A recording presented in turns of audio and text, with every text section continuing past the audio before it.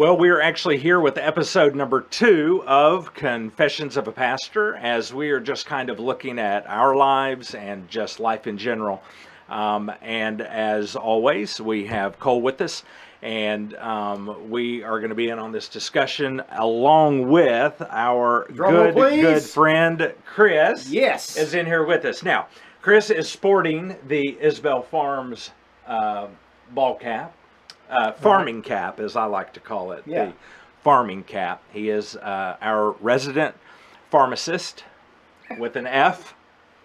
I assist on the farm. He assists on the farm. So, Chris, you were raised on a farm, and so tell us, how far back does that go in your family history? All my life has been on the farm. My grandfather was a cotton farmer. His dad was in the timber business, cutting cross ties, and then they'd get to the land cleared, they'd plant cotton. And so my granddad continued that. He planted cotton. So did my dad, and until he went off to World War II. He came back and he started planting rice. And all my life, I've had a little bit of cotton. I've hoed and picked and a little bit of stuff like that when I was a kid, but most of my life has been rice. Quick question. Was it your grandfather or your father in World War II? My father. Your father was in World War II. Okay. And so when he came back, it was still cotton, and then they transitioned to rice at some point. Correct. Okay. And since then, how much cotton have y'all grown? A few years after that, maybe. My granddad continued to grow 40 acres, 20 acres, and then finally we quit. Yeah. So now, from that point to today, has been rice. We have a field that's been continuous rice for 63 years. Wow. Which is a big deal if you know much about the rice industry, the rice farming. That's an achievement. It comes with its problems, but yes. Yeah. Okay. So we have been, in the past weeks, we've been talking about responsibility, but the past 2 weeks specifically, we have been talking about this special law that God has in place for us, and Paul talks about it in the book of the letter of Galatians. The law, we've called it the law of planting and harvesting. And that's why we've invited you today to give us a farmer's perspective on just what happens with planting and harvesting. And so if that's enough of a start to you get us started, If not, Cole's going to be thinking of something to narrow that focus down if that's what's needed. Yeah, the beginning of the year, planting, there's great expectations. You want to get everything planted and correctly, and have the ground prepared beautifully, and the seed goes in just right. The weather is just perfect. That's what you want. You never get that. You end up planting as you can, when you can, and how you can. In between rains, in between whatever. Yeah, the weather doesn't take a day off. Yeah. So the planting season, great expectations. You make it through the whole year. Your crop is out there and it's exposed to the extremes. All the possibilities that could go wrong, they're in the back of your mind. Last year we had a flood in the middle of the year, and we could have a drought. I've been through very severe droughts, very big floods, and all those things impact your bottom line. So a farmer is kind of crazy because he goes into the year, he doesn't know how much he's going to produce. He doesn't even know how much he's going to get for it once he does produce it.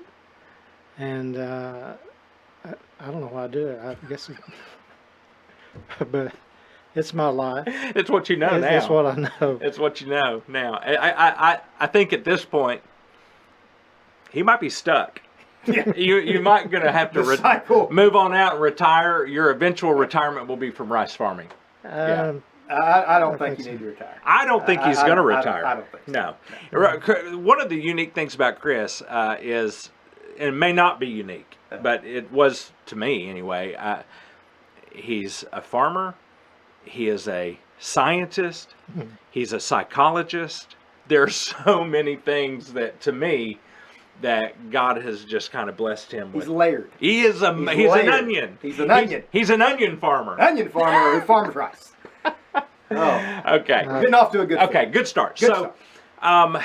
So you never know what's going to happen and all of those things. You do what you can do as a farmer, which is you take the seed, you prepare the soil, but you can't prepare the weather conditions. You can't prepare any of that. You can't prepare the soil temperature, and you just get the seed ready. You put it in, and you take care of it while it's growing, and you get ready for harvest. There's so many things out of your control. Yeah. But there's one thing, even though there's so many things out of your control, that if you plant it and it works, it's going to grow. Right. You don't really question that. Have you ever planted a crop of rice and ended up with a crop of cotton? Never have. Never done has that. happened. Never seen Well, that. that it just you know what you're planting and you plant it. But there are times that in your harvest or as you're planting, you don't always know what's going to happen as far as the soil goes, because we were talking earlier and you mentioned that as y'all expand your farm and grow your farm, you get a new piece of land. You have no idea what all is there. You have some idea, but you don't know what all is there when you get a new piece of land. Yeah, there's a thing called the seed bank, and all that is just like your yard. The grasses that you have in your yard are probably going to come up next year also. The weed seeds, and one particular one is red rice seeds that are in the soil are there, and when the opportunity makes itself available, they're going to come up. And so, you can prepare somewhat for that, but the possibilities of disaster seem to always Endless. be close. Yeah. Close, yeah. Right. Well, Chris, just to help, because we're going to have some people listening that may have no idea what red rice is. And they may be thinking, oh, is that a wild rice? It sounds different, so maybe you could package that and sell it. Why don't you explain to someone who has no idea about red rice, not necessarily its genetic makeup, which I do know you know, but it's just the fact that it's not the product you want. Explain what red rice is and anything else with that. I have heard PhDs and researchers and everybody try to explain how red rice came to be. Some say that it mutated from wild form years ago, and some say that it comes from modern day and de-evolves into a product that is inferior. And what it actually is, a rice plant. It is edible. It does produce seed, and you can't eat that seed. It's not very good. Now there are red rice varieties that are edible and grown specifically for that problem, but the one I'm talking about is considered a weed. And so if a farmer brings in their rice and it has some red rice in The seed, the seed that they bring in, what happens? if they plant it, then the red rice is going it's going to grow right along with the good rice. And there are some, if you want to, we'll talk about it more in depth if you like, but there's some inherent problems that red rice is.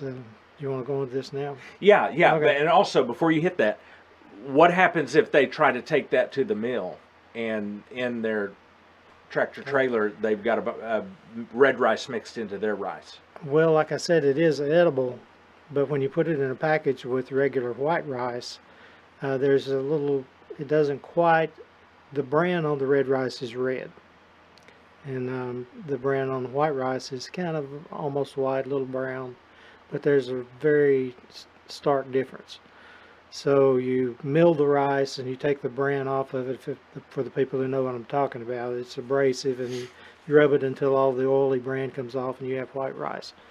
Left it, what you buy in the package. Well, if you look at that package, and there's a grain in there that has a red stripe all the way around it, and it looks different than everything else, then to the consumer's eye, that's not acceptable. They don't like that. There are methods of removing that we hadn't talked about, but it's expensive and it hurts. Yeah. So does it impact the price of It does the impact rice the that they price. bring in? If you have red rice in the rice that you take to the mill, they dock you pretty heavily for it. Okay. So your goal is to not have any. Right, but that's not the only thing. The red rice is always more. It's stronger. Prodigious. Yeah, that's a good word. It's stronger than the domesticated rice, and so it has bigger roots. It sucks all the nutrients away from the good rice, and it produces more than the good rice produces. Wow, I didn't know that. So You use the term weed. It's a weed. Mm-hmm. Even though it's edible, it's rice. It's a weed because it's drawing away from what you want. It's drawing away from those results that you're looking for as a farmer. yeah. And that's not all. Yeah. I bet. I've spent probably 30 plus years trying to figure out how to kill red rice, and it's just kind of my every waking moment thought. Yeah, And that's your nemesis. Yeah, that's it. Yeah. But the red rice outproduces the domestic rice. Okay, it comes up, it's a bigger plant generally. But when it gets to maturity, you think, well, I'm going to get that in the combine, and I'm going to get it out of my field, and I'm going to take it and I'm going to sell it. I'm going to take my deductions, but at least it's gone. For now. But no. Because the first wind that blows, the red rice shatters and goes to the ground. So you can't put it in the combine, you can't haul it out of the field. Now it's back on the ground. And I think I mentioned to you earlier, in its DNA, there's a response that it goes dormant unless the everything is perfect for it to grow. So if you cover it up with a little bit too much dirt, if it gets caught down into a rut as a tractor passes by, then that rice seed will remain dormant for years and years and years until it is worked back to the surface. And when everything is perfect for it to germinate, it germinates again. So There it goes.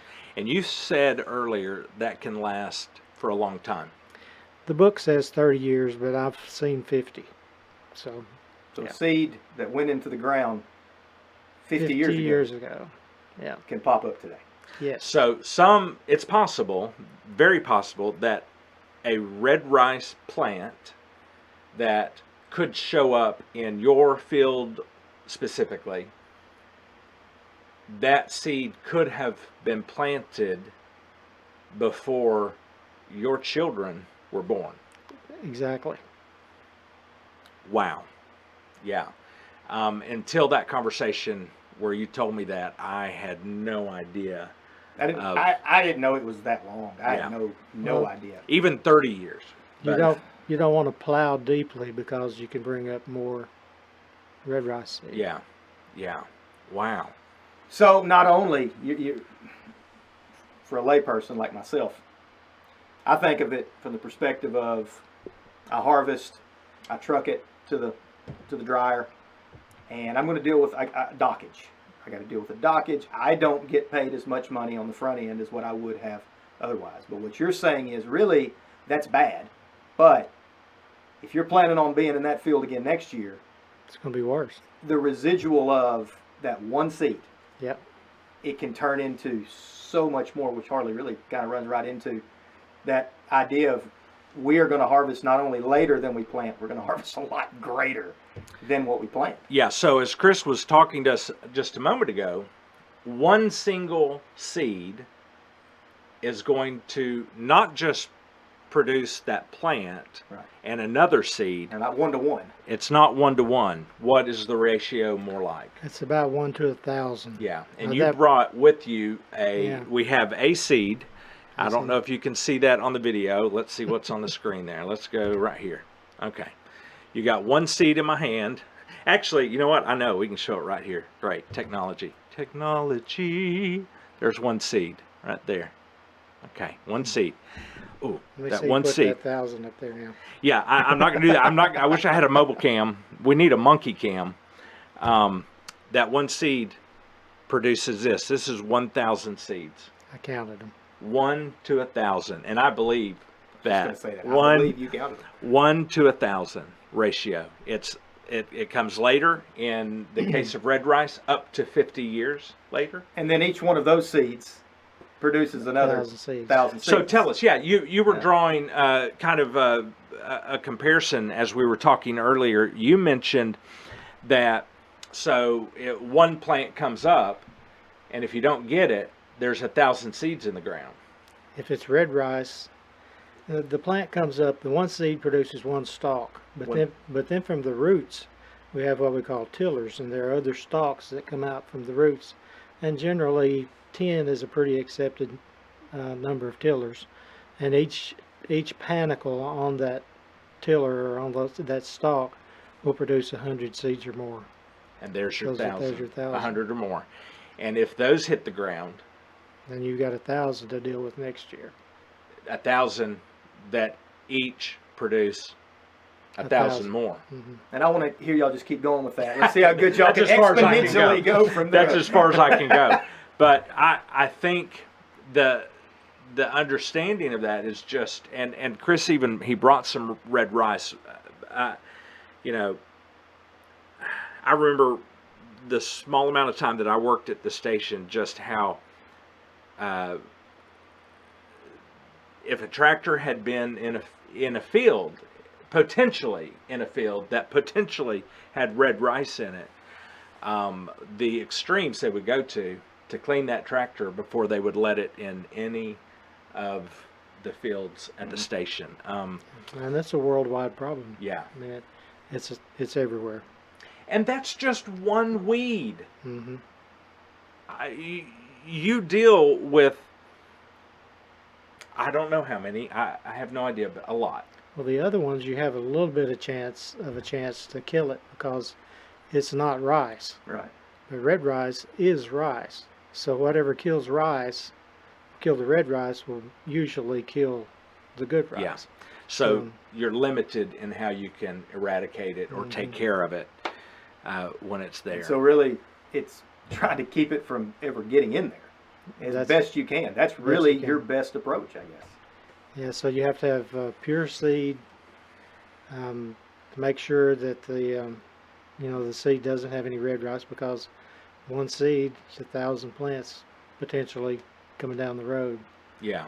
And it's really impossible. It's just more of a maintaining than it is fixing anything. Taking care of it as you go. As you go. And not overlooking it, not saying we'll do that later. Knowing what is out there and your possibilities and your chances of correcting that. You know, let me ask you this. How long have you been farming? I'm not talking all the way since you were born, but since you would say, I've been a farmer 13, something like that. I was driving a Age tractor. of 13. Age of 13, so Yeah. pretty good while. Yeah. There are elements that you see that I don't see. There are things you know that I can never know. We were talking before that you would identify that red rice seed long before I could identify it, because you've been there. You've experienced it. Your life experience. You can identify these things, and to me, Harley, it parallels a little bit with what we're talking about in this series, because sometimes my life, I'm going in a direction, I'm planting some seeds, and maybe even to my eye, they look like good seeds. And I think these are okay, these are good seeds. And then when that person comes up alongside me and says, wait a second, I'm going to check you a little bit here. I don't see it. because I haven't experienced it, but they have. And to me, that's just this whole thing of harvesting and planting. There's so many tentacles to that. Yeah. So many things. Yeah, as we were talking, if I were looking in a field, I see rice. I see rice. I see rice, and Maybe some barnyard grass. yeah, That's it. and I could identify after a point some of the grass Mhm. as it starts, but when it comes to rice, it looks like rice. It looks like rice, and it would take someone to come into my life and say, no, no, no, no, no, look at this. This is not rice. This is not what you want. This is not a seed that you want. And I would have to be willing to learn from that, Mhm. and be willing to humble myself. When we're relating all of this to responsibility, I think about, part of the seasons in my life when I have been irresponsible, I have also not been humble. Mhm. And not willing to listen to someone who would say, "Hey, wait a minute! I have some experience in this. I have some understanding that you don't have." I'm not sure I would have listened to them, because, God placed me in a family that had a lot of wisdom there. I'm not sure during those seasons I would have listened.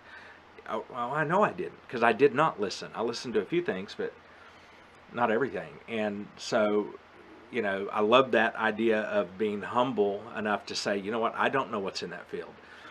I need someone to show me, point it out, help me. Let me ask you this: if you purchase a new piece of ground and you don't know much about it, how helpful would it be for the person that farmed it for the last 20 years before you to walk up and say, "Let me tell you what's on the horizon for you"?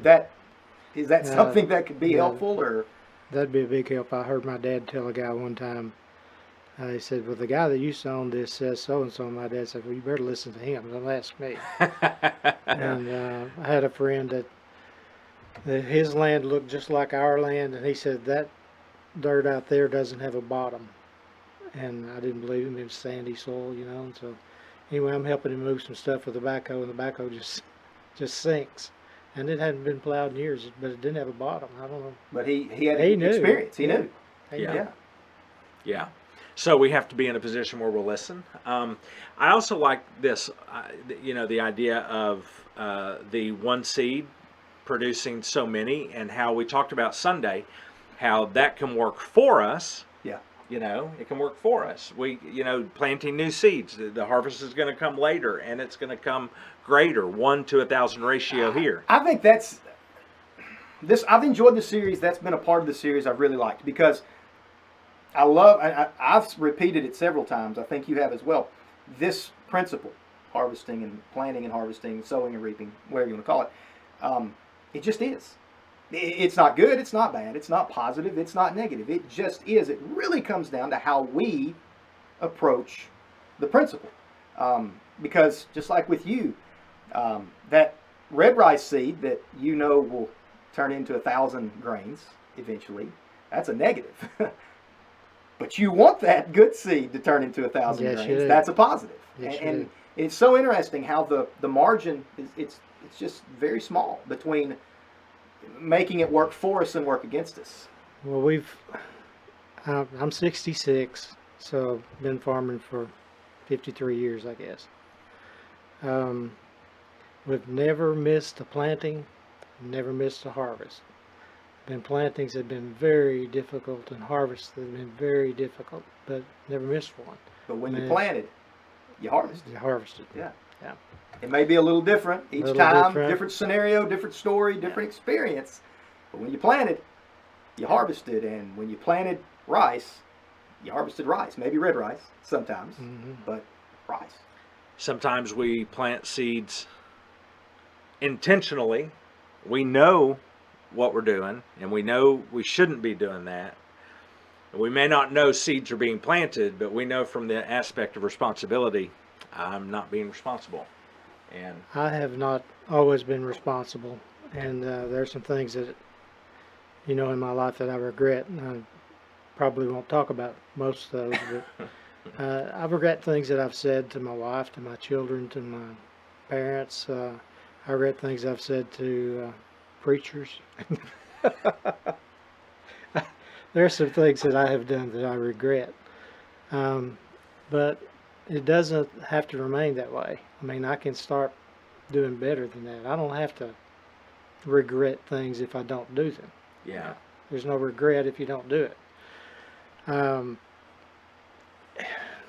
Life is, I hope that Judy and I have raised our children where they can have less regrets than we do. And that's the same thing, less red rice or less weeds in your life, than the farmer does.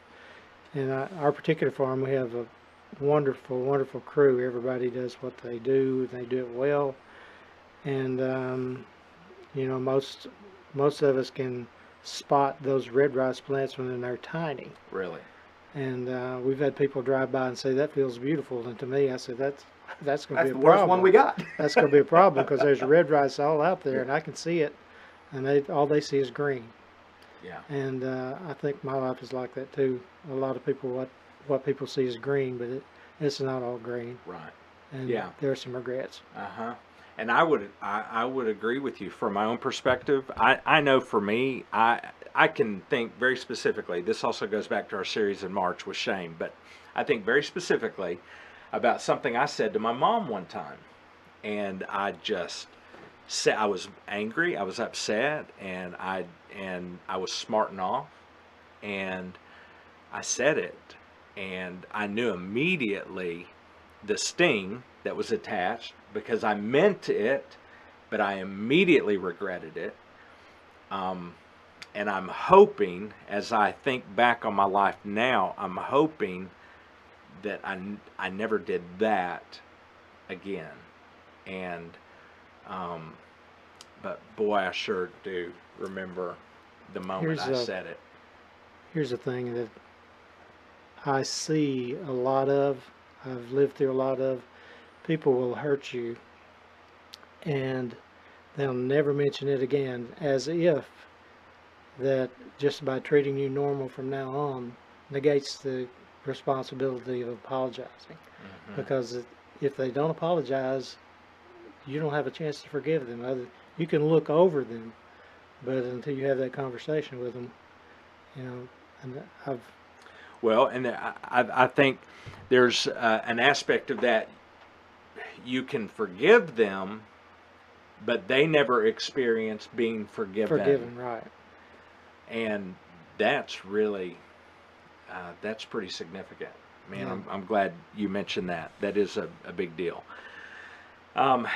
I want to talk just a moment before we wrap, whenever that is going to be. I do want to talk about this idea that some of the things that are planted in our fields, some of those things will linger and be there maybe long after we're gone.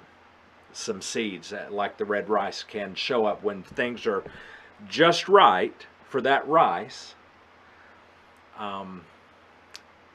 Doesn't mean it's just right for you, the farmer. It's at just the right time for that rice. Mm-hmm. It's going to grow. And we don't know when that is. We don't know when that'll be. And there are things that I know that I possibly have planted just through my life. Confessions of a pastor here. Things I have planted in raising my kids, things I've said, my addiction to working, my addiction to trying to improve and do better and do better and do better in everything except being a father and being a husband. So that addiction to doing better, man, seeds planted and Can't be unplanted. they cannot be unplanted. I cannot go and pull those seeds out of the ground. And I can, well, maybe the only thing I can do, unless y'all can think of something else, is plant new seeds. Plant good seeds. Good seeds. Good some seeds. of the things that we do, we're planting problems right now for our grandchildren. And we may not realize that, but if we continue to try to just plant good seeds, just be kind. Treat people like you want to be treated. I mean, that's pretty biblical, isn't it? Pretty biblical. Yeah. That's pretty solid. I think we hardly even touched on this topic of how we did mention it though, how when you pick up a piece of land, you inherit a land, you inherit everything that comes with it. Everything that comes with it. And that's true for my children. My children did not pick their family. My children did not pick me. Your families have not picked you. You inherit it, and you don't just get that from mom and dad. You inherit things from generations back. Which I just want to throw the name of a book. If somebody is struggling with putting their life in context of saying, I don't, it feels like the wheels have come off of my life and I'm just kind of out of control.